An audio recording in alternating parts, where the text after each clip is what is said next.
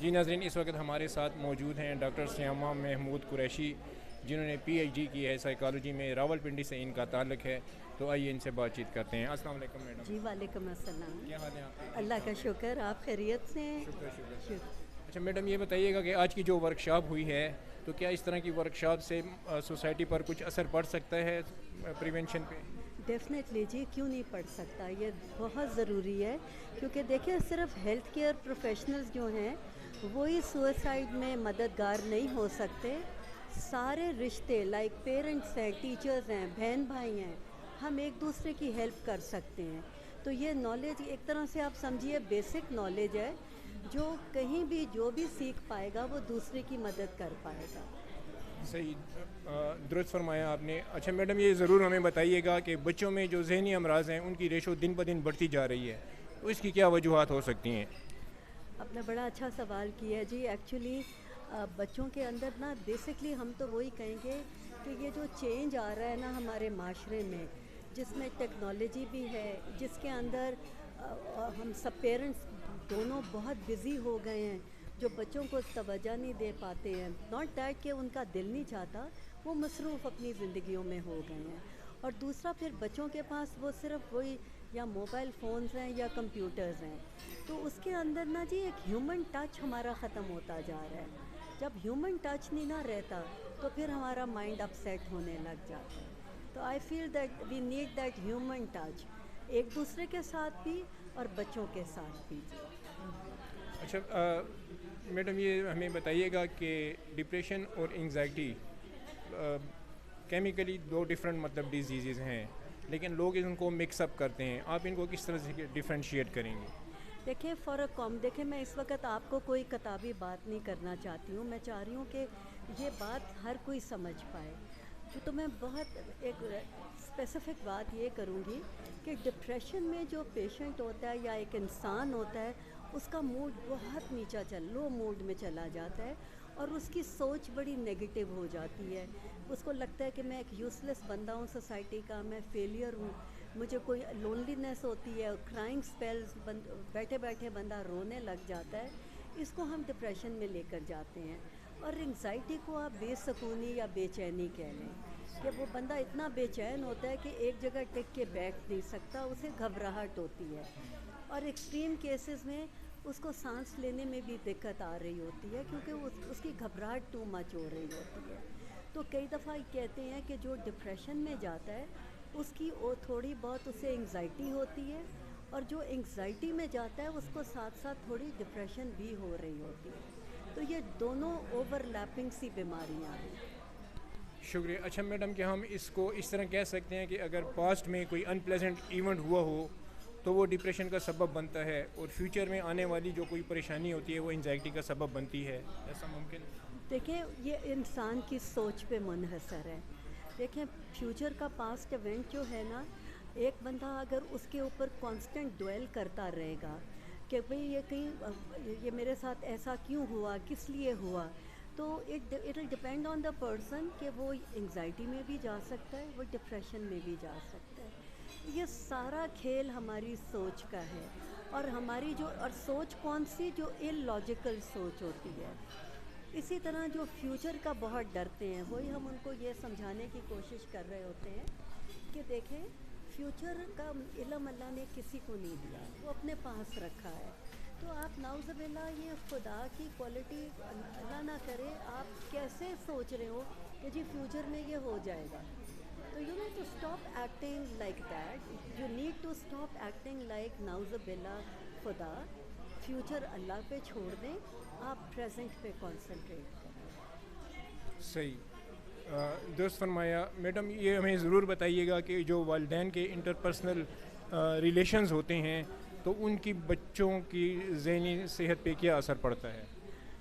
Again a very good question جی. اس میں ڈیفینیٹلی بہت بڑا اثر پڑتا ہے، لیکن یہ ایک بہت ڈبیٹیبل کویسچن ہے ہماری سائیکالوجی اور سائیکائٹری کی ورلڈ میں، کہ ماں باپ ساتھ رہ رہے ہوں، لڑ رہے ہوں، تو بچے پہ ڈیفینیٹلی بہت بڑا اثر پڑتا ہے. یا دوسری چوائس ہے کہ آپس میں طلاق لے لیں. طلاق لے لیں تو وہ بھی برا اثر پڑتا ہے. تو وہ کہتے ہیں نا یہ دونوں ایولز ہیں, ان دونوں میں کوئی ابھی ہمیں حتمی جواب نہیں مل پایا ہے. کوئی بچے ہیں جو الگ رہ کے کمپیریٹیولی بہتر بڑے ہو جاتے ہیں اگر ماں باپ الگ ہو گئے ہیں. کوئی بچے ہیں کہ جو بالکل بریک ڈاؤن کر جاتے ہیں. تو ایک آنسر سب کے لیے ہم نہیں دے سکتے. جی صحیح, درست فرمایا آپ نے. اچھا میڈم, ہمیں یہ بھی ضرور بتائیے گا کہ یہ جو ڈپریشن یا انگزائٹی کو ٹریٹ کرتے ہیں تو اس میں پہلا اسٹیپ جو ہے وہ کیا ہونا چاہیے؟ کاؤنسلنگ ہونی چاہیے, بیہیویئر تھراپی ہونی چاہیے, یا عام طور پہ جو ہے ڈاکٹرز ہیں وہ ڈائریکٹ میڈیسن کے اوپر ڈال دیتے ہیں؟ اگین دیکھیں, آپ نے بڑی اچھی بات کی ہے. لیکن جتنی بھی یہ سائیکولوجیکل ڈس آرڈرز ہیں نا, یہ 3 سٹیجز میں سے گزرتے ہیں, مائلڈ, ماڈریٹ اور سویئر. اگر ایک انسان کو پتہ چلے کہ بھی میرے میں کچھ ایسی چیزیں پیدا ہو رہی ہیں جو پہلے میں ایسے نہیں حرکات کرتا تھا, وہ امیڈیٹلی تھیراپی ٹریٹمنٹ کے لیے چلا جائے تو جی اس کے لیے سائیکو تھیراپی ہے. لیکن کیونکہ سٹگما ان بیماریوں ساتھ اتنا اٹیچڈ ہے, ہم ڈاکٹرز پر نہیں جاتے ہیں, بیماری آگے بڑھتی ہے. تو جب ماڈریٹ لیول پہ آتی ہے تو ہم کہتے ہیں جی combined treatment is the best answer, جس میں psycho therapy along with medicinal therapy. ہم لوگ بہت سارے لوگ ہیں, ہم تب بھی نہیں جاتے کیونکہ جی وہ ہمیں ہوتا ہے کہ ہمارے کلچر میں نا وہ ایک لیبل ہے کہ یہ پاگل ہو گیا ہے, ناٹ ریئلائزنگ کہ بھئی یہ مائنڈ کی بیماری ہے جیسے باڈی کی بیماری ہوتی ہے. تو پھر جب پرابلم سیویرٹی پہ چلی جاتی ہے پھر سائیکو تھیراپی کا رول ختم ہو جاتا ہے, پھر میڈیسنز دینے کی ضرورت ہے. اچھا میڈم, یہ بھی ہمیں ضرور بتائیے گا کہ بچوں میں سیلف کانفیڈنس اور سیلف اسٹیم یہ کتنا اہم ہوتا ہے؟ دیکھیں جی, یہ دونوں چیزیں بے تحاشا اہم ہیں. یہ بڑے اوور لیپنگ فیکٹرز ہیں. کانفیڈنس کہتے ہیں کہ اگر کسی انسان کو اپنی ابیلٹیز کے اوپر فیتھ ہو, کہ ہر ایک کو نا اللہ نے کوئی نہ کوئی پوٹینشیل دیا ہوا ہے, ہنر دیا ہوا ہے, اگر اسے اپنے ہنر پہ فیتھ ہے کہ یہ میں ابیلٹی پہ فیتھ ہے تو دیٹ از کانفیڈنس. اور سیلف اسٹیم ہے جب وین اے پرسن ویلیوز ہم اور ہر سیلف, اس کو اپنا آپ اچھا لگتا ہے اور وہ کہتا ہے کہ نہیں میں valuable part of this society ہوں, دیٹ از سیلف اسٹیم جی. اور یہ دونوں چیزیں نا ہمیں آگے بڑھنے میں بہت ضروری چاہیے, کیونکہ اگر ایک کی بھی کمی ہوگی تو پھر وہ انسان خوش نہیں رہ پائے گا اپنی زندگی میں. So they are both equally important. اچھا میڈم, ہمیں یہ ضرور بتائیے گا کہ یہ جو ڈپریشن ہے یا انگزائٹی ہے یہ انہیریٹنٹ ہو سکتا ہے, مطلب والدین سے ان کو مل سکتا ہے, موروثیت کا کوئی اس میں ہے یا نہیں؟ دیکھیں, میں آپ کو اس لیے یہ جواب دینا چاہ رہی ہوں کہ میں گھبرانے کسی کو ڈالنا چاہتی. دیکھیں, یہ ساری بیماریوں میں چاہے وہ مائنڈ کی ہیں چاہے وہ باڈی کی ہیں, ان میں ہیریڈیٹری اور انوائرمنٹ دونوں پارٹ پلے کرتے ہیں. لیکن میں جب یہ کہتی ہوں نا ہیریڈیٹری, تو ایک آدھ دفعہ میری ایک اسٹوڈنٹ نے یہ سمجھ لیا تھا کہ بھئی اگر میری والدہ ہے کو اسکیزوفرینیا ہے تو مجھے بھی ہوگا, اور وہ سخت پریشان ہو کے میرے پاس آئی تھی. تو اس کو میں نے سمجھایا تھا کہ دیکھو ضروری نہیں ہوتا, اگر کسی کی فیملی میں ہے تو اگر لیٹ سپوز کسی بیماری کا پریولنس سوسائٹی میں 3% ہے تو جس کی فیملی میں ہے وہ 5 to 6% ہو جائے گا, پر ضروری تھوڑی ہے کہ اس کو ہوگا, ایسے نہیں ہوتا. اور جس کو پتہ ہے تو وہ پہلے سے پریکاشنز لے لے اپنے لیے. اچھا میڈم, یہ بھی دیکھا گیا ہے کہ بہت سے بچے سیلف ہارم کرتے ہیں, اور آج کل جو یہ سچویشن ہے دن پہ دن جو ہے بڑھتی جا رہی ہے, تو کیا اس میں سوشل میڈیا کا کوئی کردار ہے؟ والدین اس کے اندر انوالو ہیں, ٹیچرز کا قصور ہے, سوسائٹی کا ہے, یا کیا ہے؟ اس میں جی چاروں چیزیں انوالو ہیں. اس میں پیرنٹ, سوسائٹی, اسکولز اور social media, every thing is involved. جیسے میں نے آپ کو کہا نا جی کہ ایکچولی ہیومن ٹچ ختم ہو رہا ہے. دیکھیں, میں جب پہلی دفعہ امریکہ گئی, میں نے ایک دفتر کے ایک پتہ نہیں کس جگہ ایک فون کیا تو وہاں ریکارڈڈ میسج آ گیا, تو میں اتنی تنگ ہو رہی تھی کہ بھئی کہاں ہے ایک انسان, میں نے انسان سے بات کرنی ہے.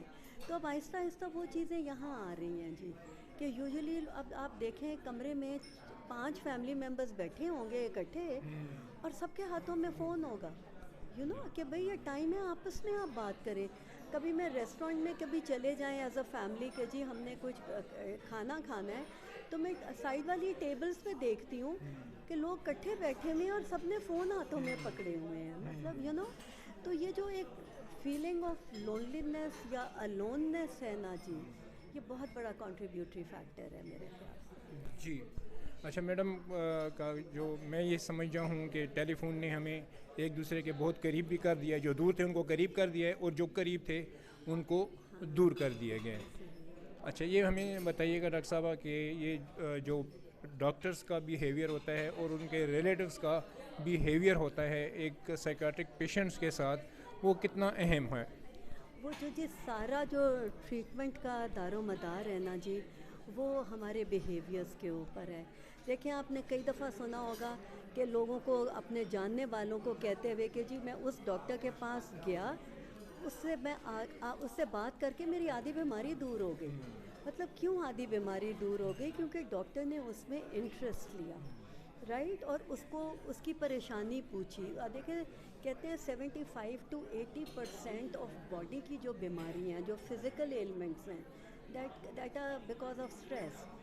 ڈاکٹر سے بات کی، اس نے تھوڑا سا اسے تسلی دی، ہوپ دی، خوشی سے اگر وہ بات کر لے تو وہ کہتے ہیں کہ آپ کا اسٹریس تو آدھے سے بھی کم رہ جاتا ہے.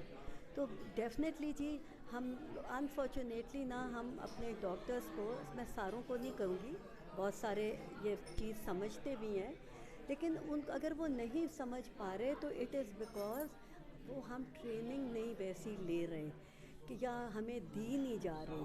کہ دیکھیں ایک آدمی جو ہے نا وہ ایک ڈیزیز باڈی پارٹ کے ساتھ ڈاکٹر پہ نہیں جاتا، وہ ایک پورا آدمی انسان ڈاکٹر کے پاس جاتا ہے.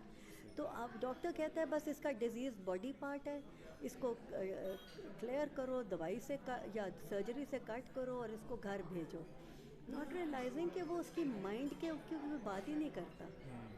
سو دیٹ از ویری امپورٹنٹ جی ان دا ٹریٹمنٹ پروسیس. اچھا ڈاکٹر صاحب بچے عام طور پر جو کچھ دیکھتے ہیں وہی سیکھتے ہیں. وہ ماں کے ہاتھ میں موبائل دیکھے گا تو موبائل دے گا، کتاب دیکھے گا تو کتاب دے گا، کتاب لکھے گا. تو یہ جو ایٹیچیوڈ ہوتا ہے یا جو بیہیویئر ہوتا ہے ارد گرد وہ جو دیکھتا ہے، تو اس سے اس کی پرسنالٹی کے اوپر کیسا امپیکٹ پڑتا ہے؟ اب دیکھیں آپ کے سوال میں ہی آپ کا جواب ہے اور بہت عقل والا جواب ہے.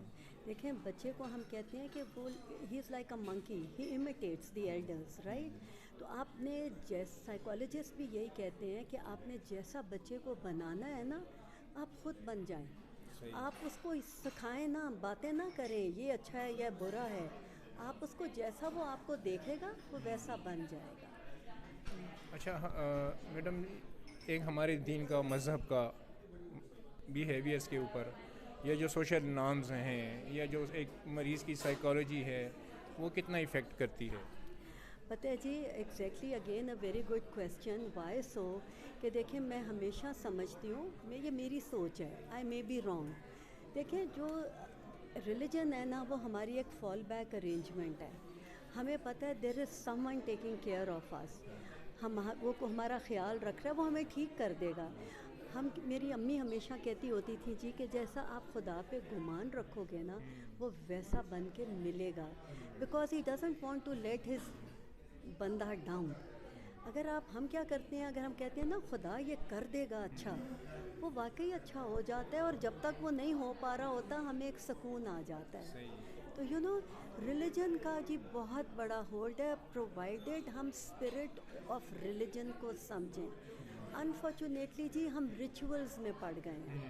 نماز پڑھو، گٹوں سے اوپر شلوار باندھو، آپ نے یہ نہیں کرنا، روزے میں اگر آپ نے ٹوتھ برش نہیں کرنا. میں تو اپنے پیشنٹ سے، کلائنٹ سے ایسی باتیں سنتی ہوں اور پھر میں انہیں سمجھاتی ہوں بھائی فار گاڈ سیک صفائی نصف ایمان ہے، تو روزے میں آپ نے اپنا آدھا ایمان چھوڑ دینا ہے. تو ریلیجن بہت اسٹرانگ پاور ہے، اور اس میں جی ہیلنگ پاور ہے. ریسرچز ہوئی ہیں جنہوں نے مریضوں کے سرہانے سورہ رحمان لگائی، کچھ کے سرہانے نہیں لگائی. جن کے سرہانے لگائی وہ امپروو کر گئے، ان کی بیماریاں ٹھیک ہو گئیں.